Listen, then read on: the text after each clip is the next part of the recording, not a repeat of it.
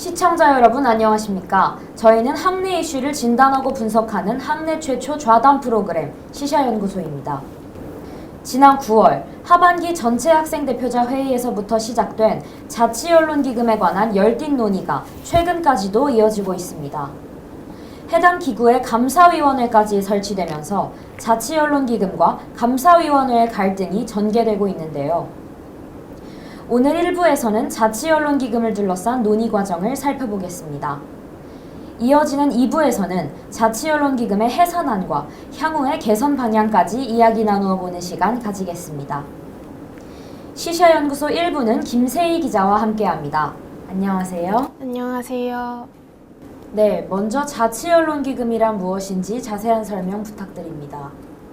자치언론기금은 총학생회의 산하기구 중 하나입니다.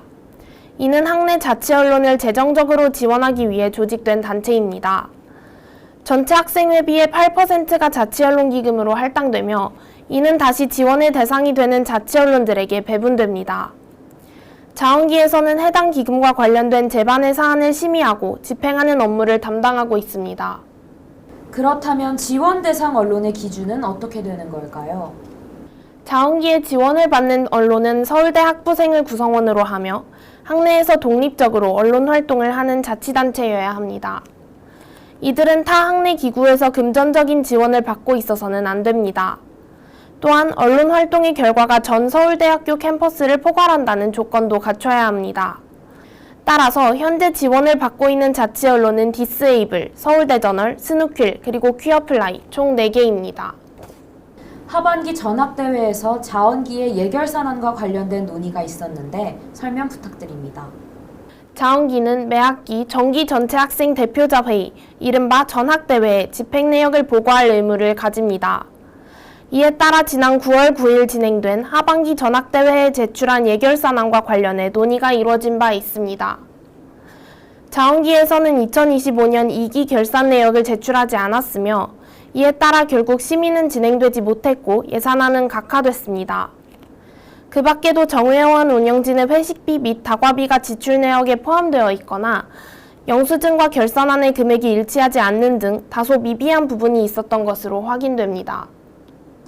네, 자치언론기금의 감사위원회가 따로 신설되기도 하였는데 이에 대해서도 설명 부탁드립니다. 지난 9월 21일 진행된 제50차 총운영위원회에서 김민성 사회과학대학 전 학생회장을 포함한 위원 총 14인의 발의로 자치언론기금 감사위원회의 설치가 만장일치로 인준됐습니다. 이후 제51차 총운영위원회에서 감사위 위원 구성이 인준되며 활동을 시작했습니다. 김민성 사회대 전 학생회장이 감사위원장직을 맡았으며 김연호 음악대학 전 학생회장과 박태경 경영대학 전 학생회장이 위원으로 활동했습니다. 박태경 위원은 위원장의 인력 확충 요청에 따라 제54차 총운영위원회에서 추가로 인준됐습니다. 감사위가 자원기의 운영에 관한 감사보고서를 제출했다고 하는데요.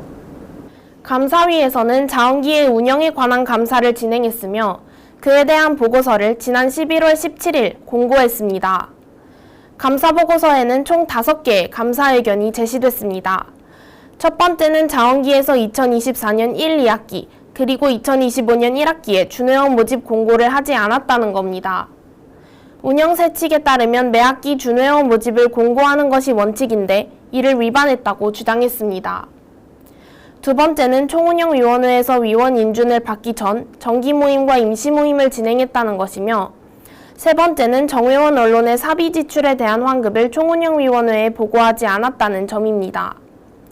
네 번째는 정회원 언론의 지출 증빙 서류에 세부 내역이 포함되어 있지 않으므로 재정운용세 측을 위반했다는 점을 지적했습니다. 마지막으로 자원기에서는 서류상 금액이 일치하는지에 대한 확인만 이루어졌으며 집행 내역을 감사하지 않았다며 회칙 제54조에 따라 위원장의 해임 및 기구의 해산안 발의를 요청했습니다. 감사보고서에 대해서 자원기 및 자치언론은 어떠한 입장을 표명했습니까? 감사위의 감사보고서가 공고된 지 이틀 후인 11월 19일, 자원기와 자치언론은 그에 대한 입장을 표명했습니다. 우선 2025년 1학기에는 준회원 모집을 공고했으며 2024년에는 총학생회의 부재로 홈페이지에 접근할 수 없었기에 모집을 공고하지 못했다고 소명했습니다. 또한 자치언론은 총학생회의 집행기구가 아니므로 재정운용세칙의 적용 대상이 아니라고 주장했습니다. 이와 더불어 감사위가 요구한 지출의 세부 내역 중 하나인 취재원을 공개한다면 이를 보호해야 할 언론의 원칙을 침해하게 된다는 의견을 밝혔습니다. 감사 과정에서 요구된 사안 또한 언론의 특수성을 충분히 고려하지 못했다는 내용도 포함됐습니다. 결론적으로 자원기의 해산은 학내 언론 활동이 위축을 초래할 우려가 있으며 문제의 근본적 원인은 자치 언론의 상황을 반영한 재정운용 지침이 부재하기 때문이라는 입장을 제시했습니다. 이후 감사위가 사과문을 게재했다고 하는데 사실인가요? 네, 자치 언론의 입장 표명 이후 다시 이틀 후 감사위는 이전에 공고한 감사보고서와 관련한 사과문을 게재했습니다. 우선 자원기에서 준회원 모집을 공고하지 않은 것은 2025년 1학기가 아닌 2025년 2학기였으며 이는 오기된 사항이었음을 밝혔습니다. 또한 감사보고서에 포함됐던 각종 증빙 자료로 인해 감사 의견이 자치 언론의 과실로 해석될 여지가 있었다는 걸 인정하며 감사 내용은 자치 언론이 아닌 자원기에 대한 것이었음을 명시했습니다. 이후에도 감사위의 자원기 운영 시정 요구가 있었다는데요. 이에 대해 설명 부탁드립니다. 23일에 진행된 제57차 총운영위원회에서 감사위는 자원기의 운영에 관한 시정을 요구했습니다. 세부 요구사항은 재정운용 세칙을 기반으로 한 내부감사 지침 제작, 2025년 2학기 준회원 모집 공고, 위원이 인준되기 전 진행됐던 모임에 대한 총운위에서의 인준안건 상정, 세칙 개정을 통한 준회원 모집 공고 방식 및 게시 장소의 구체화, 그리고 자원기 배분금과 자체 조달 예산의 명확한 분리 지침 마련이었습니다. 해당 안건은 가결됐으며 같은 회의에서 발의된 감사보고서 관련 정정 공고에 대한 안건은 부결됐습니다. 이로부터 일주일 후 진행된 제58차 총운영위원회에서는 자원기 운영세칙 전부 개정안과 2025년 2학기 자원기 정기 및 임시 모임이 인준됐습니다. 이와 함께 지난 총운위에서 가결된 시정 요구사항 중 첫 번째, 네 번째, 그리고 다섯 번째 요구사항을 취소하는 안건 또한 가결됐습니다. 1부에서는 자치언론기금을 둘러싼 논의 과정을 김세희 기자와 함께 살펴보았습니다. 함께 해주신 김세희 기자 감사합니다.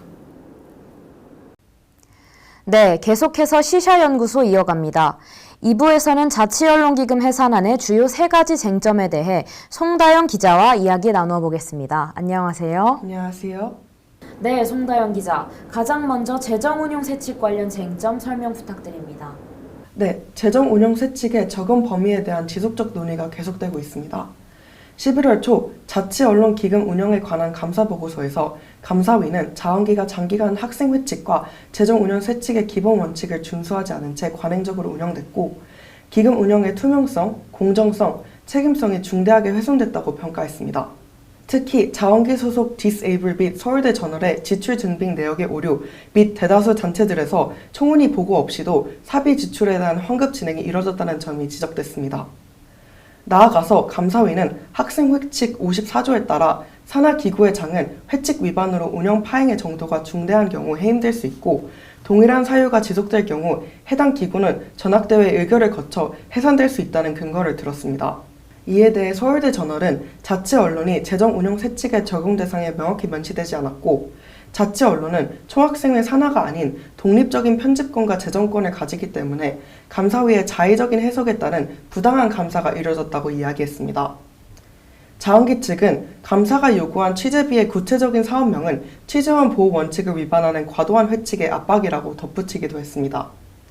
이에 따라 자치 언론 기금 운영 세칙의 언론의 특성을 고려한 별도 사용 기준을 신설할 필요성이 제기됐습니다.